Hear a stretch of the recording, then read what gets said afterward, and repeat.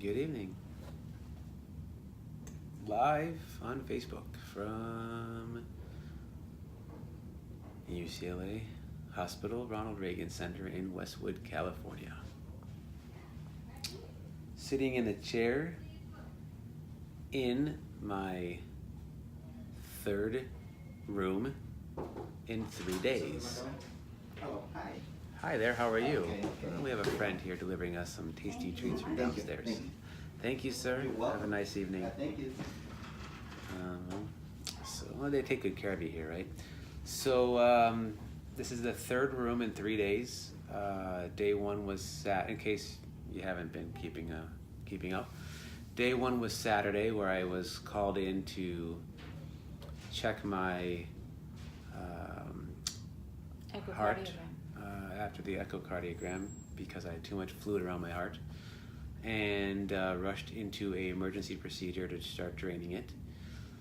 After that, they sent me up to my first room, which was in the cardiac ICU. And then yesterday, they passed me from the cardiologist team to the cardiothoracic team, which includes my surgeon who did the open chest surgery back in August. So then they moved me to the cardiothoracic ICU, same floor, down the hall, different room. And so from there, I spent the last night up until about an hour and a half ago, where they then had an order to bring me to actually a regular room for now. And the room is, again, on the same floor. And so we got in here, and about an hour and a half, 2 hours ago, Mary Lou is still here with me. She has, that's her hand, she has slept over the last 2 nights. This room is more comfortable than the ICU room, that's for sure. And so, hi, I have head. no makeup on whatsoever. Doesn't matter though.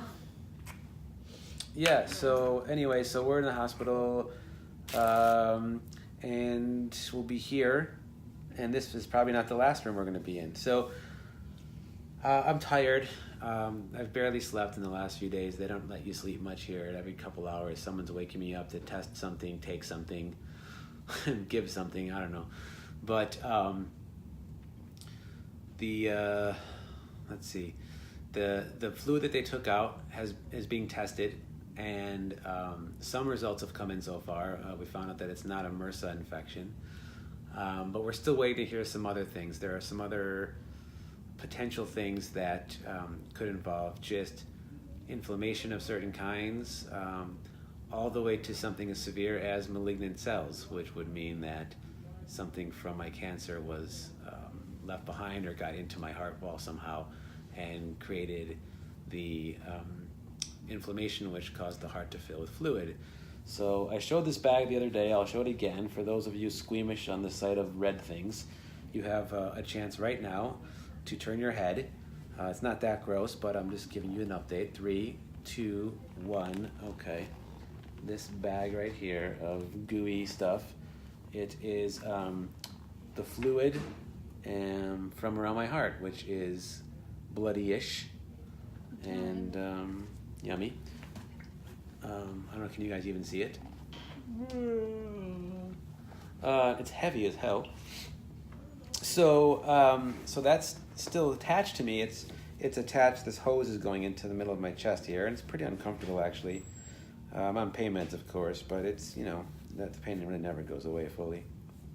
Got heart monitors and got an IV still in. And they have me on a bunch of meds. So, we're trying to still figure out what's going on and what to do. We're still here. They're obviously not letting me go home.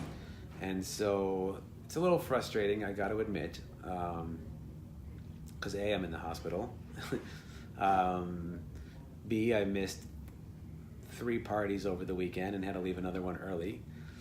C, there was a major audition today with a couple of band fellas that I was supposed to be at, which I couldn't attend, so I had to send them without me, and from what I hear, they did good, but I hate missing opportunities like that, and had to cancel meeting tomorrow, a dentist tomorrow. Like, really, like, there's a lot of stuff this week that's like dropping off, and it's just for me, it's frustrating to have to cancel things, especially opportunities. It makes me feel like I'm missing out, and that bums me out a little bit. So that's why I'm not quite as happy, chipper right now, because of those facts. But in regards to what's going on with the latest news, my surgeon came in to see me today, and him and his team have made a suggestion that even though the draining of the fluid has seemed to come to a stop, they're concerned that it could start again at any time, especially if they just let me go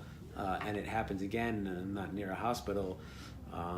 If it fills up quickly with fluid, the tamponade could start to happen like it did the other day, where my right aorta actually started to collapse. If too much fluid gets around the heart inside the sac, the heart will actually collapse. So because they're concerned of that and what the future may look like, they have recommended another surgery. And the hospital is booked up as hell, and I guess everyone's trying to get their surgeries done before the end of the year, before the holidays. So tomorrow it's not even available. Wednesday is the next available day for any kind of surgery. So what they did was they went ahead and put it on the schedule so that they had the room reserved. Meanwhile, because if they didn't do that, we would obviously not have a chance at all. So they put it on the schedule, and they came to see me. And so the procedure that they want to do is not like the one I had Saturday. It's actually more invasive. It's a full surgery with full anesthesia. And what it's called is a pericardial window, where they're going to go in and actually remove a piece like, I don't know, yay big, from the outside of the heart wall or the sac or whatever. I'm not exactly sure. When my doctor talks, it's too much news for me to deal with.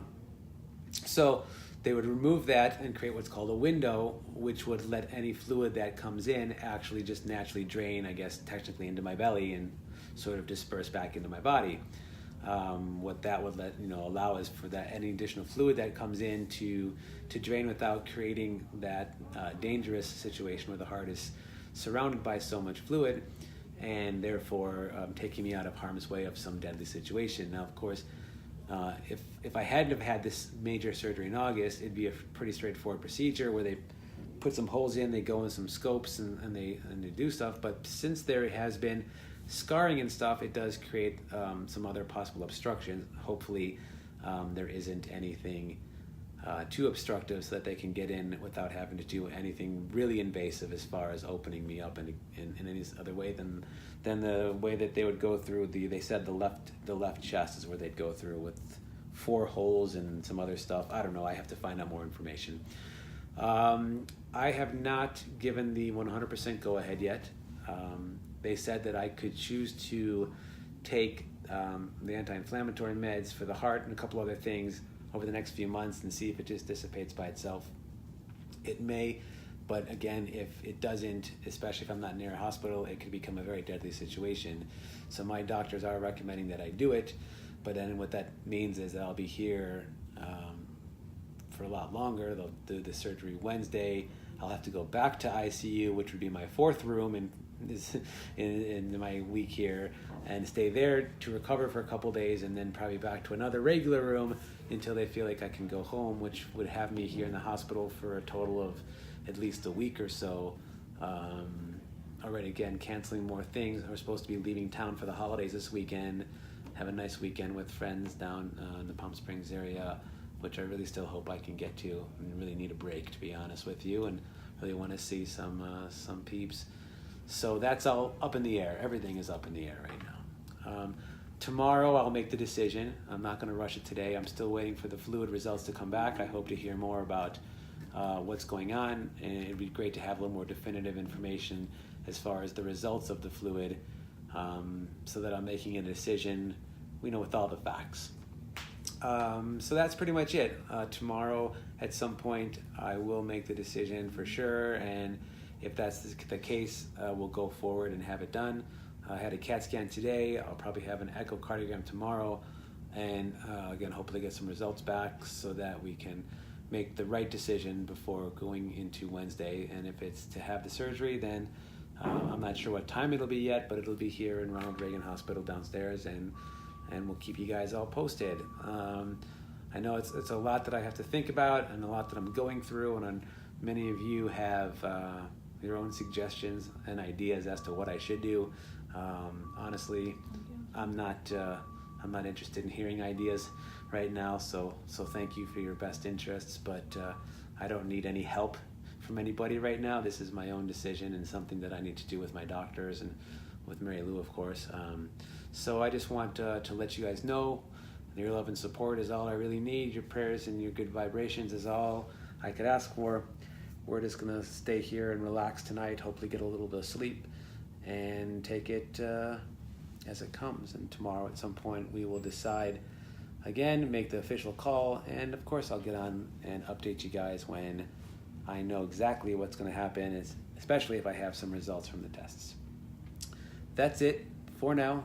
I think I've covered everything, so thank you guys for hanging out and for playing along. Oh, Hi. and thank you. I don't know. You guys have a good evening, and I'll talk to you tomorrow, and yeah, that's it. Nothing else to really say. That's my update. Bye, everyone. Okay, so we're gonna chill, have some dinner, and just relax a little bit here, get some rest. All right, guys, have a nice evening. Talk to you tomorrow.